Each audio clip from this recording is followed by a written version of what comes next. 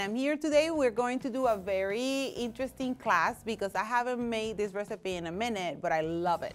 And it's plantains for the holidays. So we're gonna work with yellow plantains today. We are going to build one of them, two pastelones here so you could see how it's done. So I'm just gonna cut both ends. There are two recipes for pastelón. The one that we do in Puerto Rico, I'm gonna show you how it's done tonight. But in the Dominican Republic, they also use this dish, but they make the plantain a little different. So in Puerto Rico, the way I grew up, the way my mama taught me is, and again, I'm gonna do it in a civilized way. You sit down your plantain and you cut alongside, very carefully. The thinner, the better. This is gonna be the longest step you're gonna have because once I get this done, it's just a matter of putting it together. So in Puerto Rico, again, we make them like this. It's kind of like a lasagna.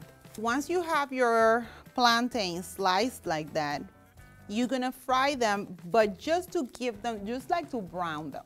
You don't wanna fully cook them because they're gonna go in the oven and they're gonna fully cook there. So you just wanna give them, brown them a little bit. So what I used while this gets done, I made it, we're gonna eat it a little differently. Usually in Puerto Rico, they use beef, ground beef for the plantain, for the pastelón. But instead of ground beef today, we're gonna use turkey. So I use ground turkey, and see the ingredients on the presentation? It was really simple. Salt, pepper, cumin, a little bit of sofrito. I put the turkey on the caldero, 375. All right, so this is my first layer of plantain. And again, it doesn't have to be perfect. That's my first layer. Look how easy this is gonna be done. Then I'm gonna grab about a cup of the turkey. Put it in there. At this point, you can add some mozzarella cheese, but I'm not going to. I only like to add my mozzarella on the top. Then you do another layer. I'm gonna save the bigger pieces for the top layer. And now I'm gonna do a little bit more of the turkey. Just spread it. Because again, this is gonna bake and it's gonna, once you see the last step that I'm gonna do, is gonna cover all of it. So it's gonna look good. So at this point, I'm gonna add a little bit of my mozzarella, shredded mozzarella.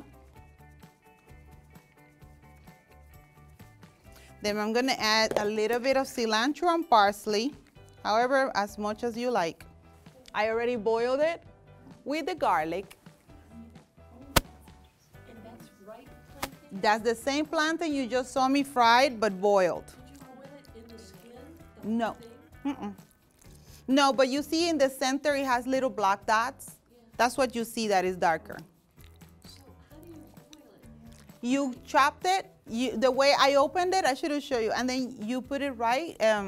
You cut it in rounds, and then you put it in water, just a little bit to top, a little bit on top of the, not a lot of water. Just look at how much plantains you have and feel it just right above it. Okay. Salt, pepper, add garlic cloves, and to this one I added sofrito. Oh my God, they're so fast. In 5 to 7 minutes, they'll be all puffed up. And then you drain all the water? And then you drain the water, and then you mash them. Oh. Build my first layer. Ain't that something today? We learned something new. I know. All right, first layer down. Once. I'm only gonna do 2 layers. I'm not gonna go in the middle, so I'm gonna put a little bit more turkey in there. Again, at this point, you may add mozzarella if you feel like it. Now I'm gonna add the rest of it. All of it can go in there. You would have the mozzarella under this layer of meat? If you like, if you want to. I think putting it on the top for me is more than enough. You can make it without the cheese if you like. If you don't want any dairy, you can do that. Okay, now we're gonna go ahead and put some more cheese.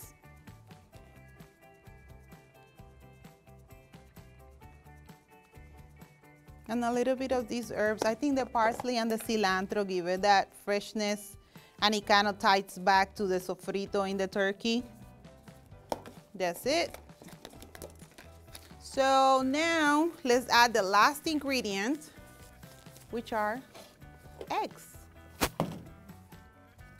I will say that a quarter tray like this, 3 eggs is enough.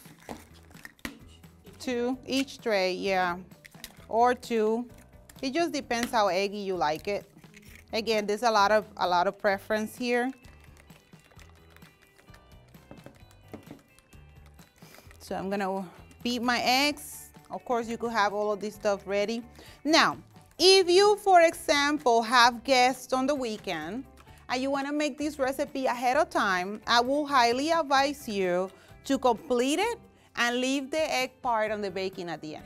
So when your guests come in, you have the egg already beaten, put it on, pop it in the oven. It will take about 20-25 minutes because all the ingredients are already cooked. All you want to cook is the egg. And then you're going to pour the egg on top. That's going to just keep it a little fresher, you know. You can make it white eggs too. And then you could make it egg whites, yes. Great, great, great observation. If you don't want the extra, you know, fat, then you just do that. And then if you just move it around, swivel it like this, the egg is gonna like kind of fall into place. And this is what it looks like.